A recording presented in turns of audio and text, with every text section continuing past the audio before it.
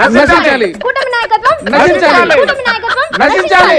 కూటమి నాయకత్వం madam madam madam madam గొడ్డలి వీరుడి వెన్నుపోటు దినం ఎందుకు చేసుకుంటున్నారు మేడం? ఏమో మా అన్న చేయమన్నాడు చేసుకున్నా.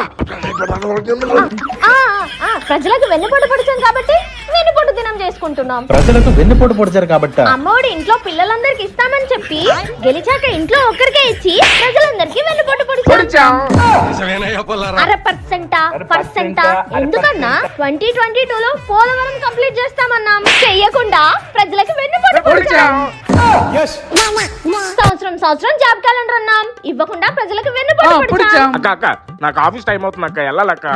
నీకు జాబ్ ఏంట్రా? మీరు అట్టాకి ఇవ్వలేకపోయారక్క, కూటమి ప్రభుత్వం ఇచ్చింది. వెళ్ళాలి. ఉండ్రా కొంచెం సేపు అయ్యాక వెళ్దు గానీ. డిఎస్సి నోటిఫికేషన్ ఇస్తామన్నాం. ఇవ్వకుండా వెన్నుపోటు పొడిచాం. స్పెషల్ స్టేటస్ అన్నాం. తేకుండా ప్రజలకు వెన్నుపోటు పొడిచాం. మద్యపానం నిషేధం అన్నాం. నిషేధం చేయకుండా వెన్నుపోటు పొడిచాం. ప్రజలకు మా పార్టీ ఇన్ని వెన్నుపోట్లు పొడిచినప్పుడు వెన్నుపోటు దినం చేసుకోమా ఏంటి?